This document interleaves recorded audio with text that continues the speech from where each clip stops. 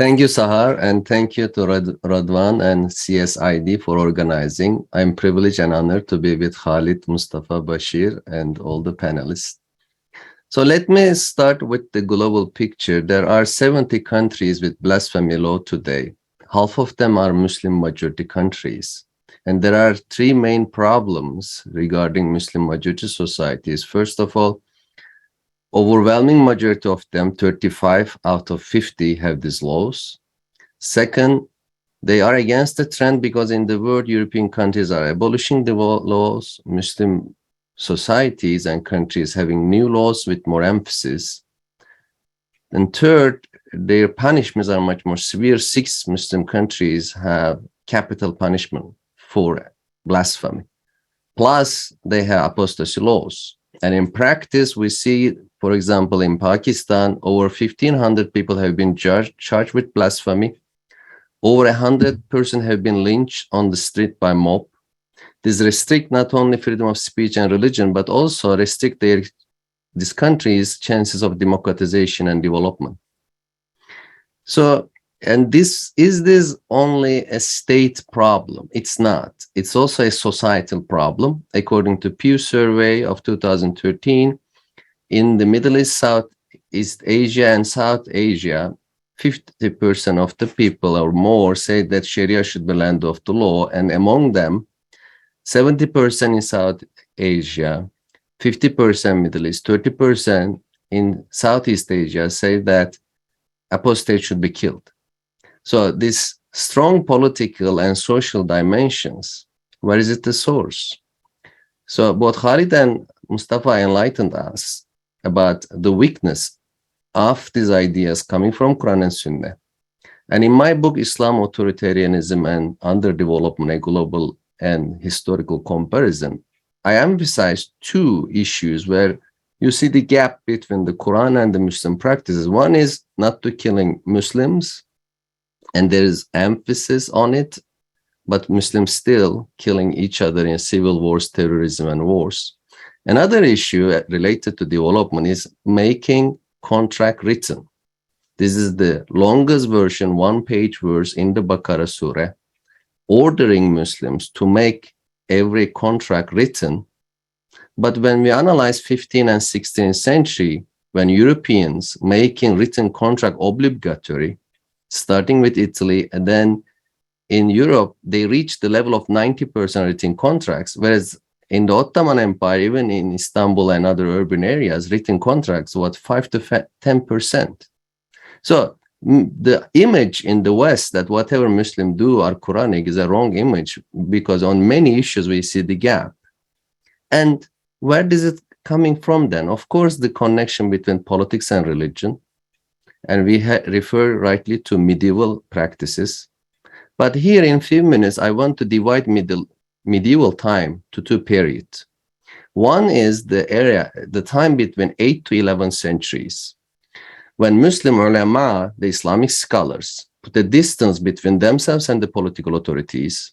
Abu Hanifa, Imam Malik, Hanbal, and Shafi, and also Shia scholars, regard politicians and rulers, sultanos, caliph, as corrupt. And at that time, there was a diversity, intellectual flourishing, economic prosperity, and creativity in the Muslim world. There were philosophers like Razi, who were agnostics, and they were bringing many ideas from Greek and other philosophies without any punishment and being killed as apostates or blasphemous. And at the time, we called Muslim Golden Era, between 8th to 11th centuries. But in the 11th century, because of many economic, social, political, military crises, and the Caliph Abbasi, Caliph Qadir's declaration of Qadiri Creed, where certain Shia and Mu'tazila declare infidels to be punishable by death. And where, unfortunately, the great scholar Ghazali, at the end of his book, the Philosopher, in 2 pages, he declared Ibn Sina, Farabi, and their followers as punishable by death because of their apostasy. And then since 11th century until today, what I call ulama state alliance really represent this idea. And for them, apostasy and blasphemy are very important thing to keep their autonomy and power.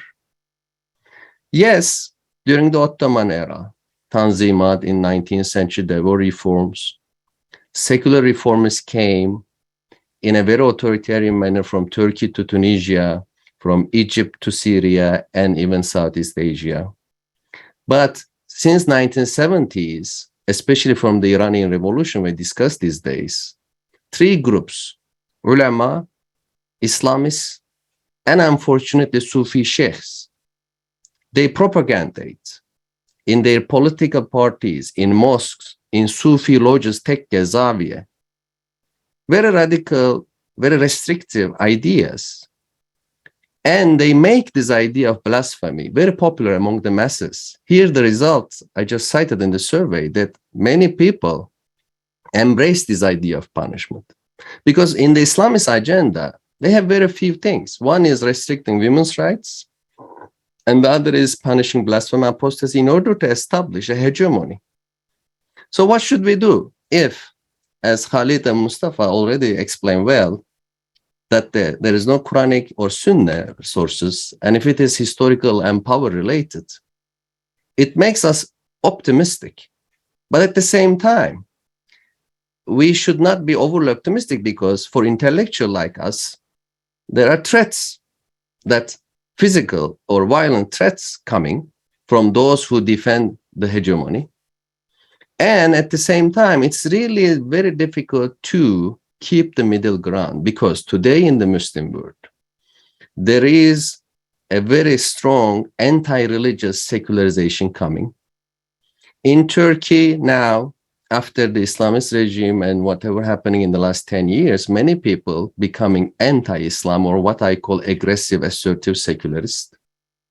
On the other side, as I say, Islamist ulama and Sufi sheikhs, they defend a very conservative Islam, and defending a moderate, tolerant, freedom-based Islam and discussing it, people like us, the secularist camp see us as naive. They say Islam is itself is an authoritarian ideology. You cannot recover, rehabilitate it. At the other side, call us kafir. They are infidel. You are apostate. And it's very difficult to hold the middle ground. And I am very much concerned about the future in Iran, in Turkey, even in some Arab countries. The secularist generation is coming. And when they came a very assertive secularist way, they may bring an anti-religious dictatorship, which is as bad as an Islamist dictatorship.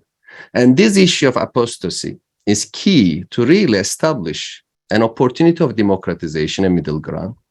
That's the historical thing that really ended Muslims' golden age.